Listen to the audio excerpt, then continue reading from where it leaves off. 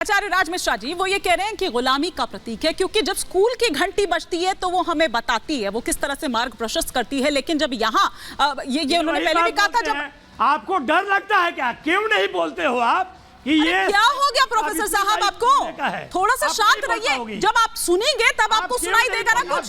जब सुनेंगे शांति से दूसरे को तब आपको सुनाई देगा कि नहीं देगा। नहीं बोलते हो राम के और मंदिर के विरोध में बोलने वाले का मानसिक संतुलन ऐसा ही होता है।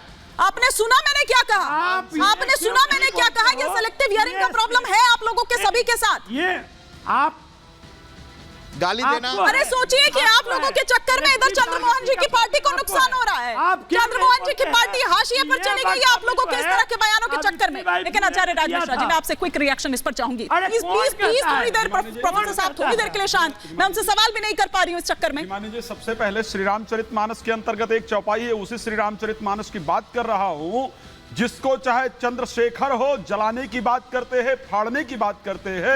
मैं उसी श्री रामचरितमानस से बात कर रहा हूं जिसको स्वामी प्रसाद मौर्य बार बार अपमानित करते हैं।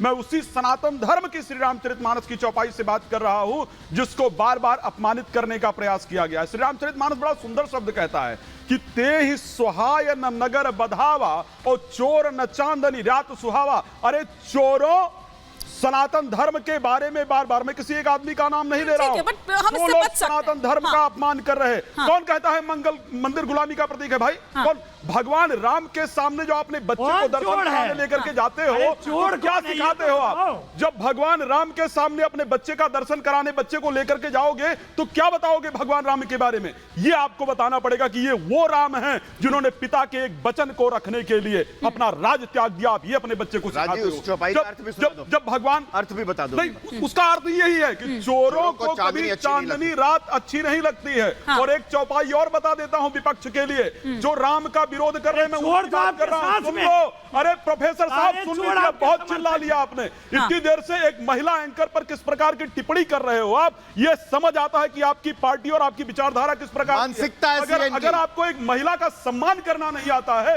जो यहाँ बैठकर एंकरिंग कर रही, तो आप और देश की जनता को क्या दोगे? सबको समझ आ रहा है। तो सबसे पहले क्या मजबूरी है? थोड़ी देर शांत मंदिर छोड़ के यहाँ पर क्यों बैठे हो? सुन लो, बिहार मजबूरी क्या है? बिहार सरकार आपकी मजबूरी मैं समझ रही हूँ। नहीं क्यों नहीं बोलते हो? समझ आ रही है? ठीक है, और बता आपकी मजबूरी क्या है? अरे इनको पूछिए कि एंकर रूम में आने की मजबूरी क्या है? झूठ चमेरा जिंदगी भर। अरे एंकर रूम में आकर मजबूरी क्या है डिबेट में, बताइए ना।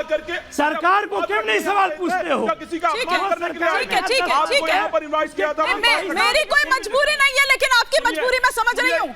प्रोफेसर नवल किशोर। हिमानी जी, मैं सबसे पहले बस यही स्पष्ट कहना चाहता हूँ कि जो आज इस भारत के अंदर हो रहा है, आज क्योंकि ये भारत नौकरी कर रहा है और ये वृद्धि आज शांति के साथ हो रही है। ठीक है, ये लोग चाहते थे कि उनका राज हो, जिन्होंने अपने भाई का सर काट करके पिता के सामने थाली में भेजा था। ये चाहते थे उनकी यहाँ ग्लोरी का बखान किया जाए, उनका गुणगान किया जाए। आज उनका गुणगान नहीं हो रहा है तो उनके पेट में दर्द उत्पन्न हो रहा है।